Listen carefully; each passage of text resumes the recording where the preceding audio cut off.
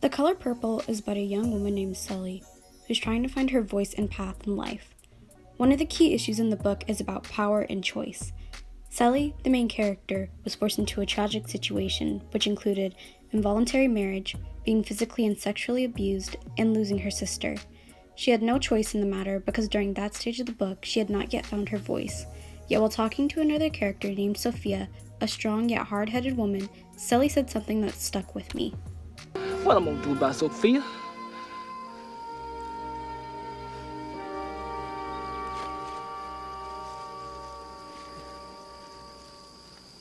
Beat her.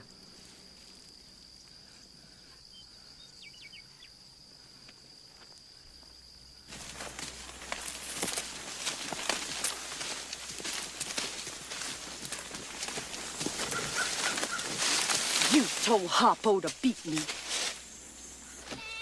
It was that mule, Paul. Old Joy, old Joy the mule, I tell you, I was out there trying to plow that Northfield, and the mule just went crazy. He started kicking and bucking, hitting it right there. Bust my eye, bust my lip. All my life I had to fight. I had to fight my daddy, I had to fight my uncles, I had to fight my brothers. Girl child ain't safe in the family men's.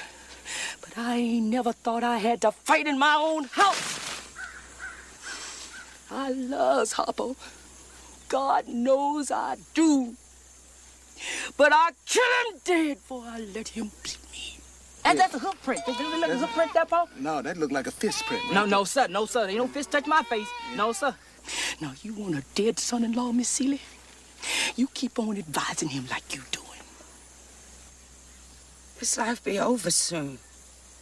Heaven lasts always. Girl, you ought to bash Mr. head open and think about heaven later. After this event occurred in the book, Sophia asked Sully why she had told Harpo to beat her. In response, Sully says that she was jealous of Sophia because Sophia was capable of doing the one thing she couldn't: fight. Shug Avery is another interesting character because she has nothing tying her down to anyone or anything. This freedom of attachment allowed her to have the power to be able to choose where she went or who she was with. Mr. Blank had gone to see Shug sing and saw what she was wearing and said, "My wife can't do this, my wife can't do that." In response, Shug says, "Good thing I ain't your wife." On the opposite end of the spectrum, you see Mr. Blank losing any sort of power he once held over Sully as she begins to develop her own voice. He attempts to discourage her by saying things like, "You'll be back, nothing up north for nobody like you, and you're too scared to open your mouth to people." This is one of the first few times where we see Sully confidently speak out against Mr. Blank, and shows that he's lost complete hold over Sully. She says, "I curse you, until you learn to do right by me, everything you touch will crumble." This new voice allows her to choose what to do next, which leads her to leaving for Memphis with Shug, starting her own business, and even reuniting with her once presumed dead sister Nettie. Harpo, Sophia's husband, seems to have the opposite issue, where Sophia is the one with the most power in the relationship. Even his father, Mr. Blank, notices that Harpo is now taking on a more domestic role, while Sophia does the manual labor, and says, "Yeah, I see now, she's going to switch the traces on you."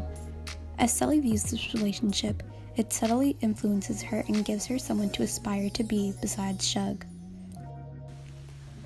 The Color Purple highlights the fact that women typically don't have a voice in comparison to the men around them.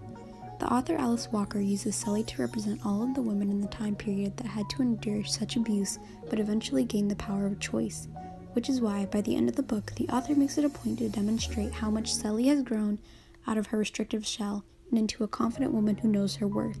She's now the one in control of her life and has the power to choose how she wants to live.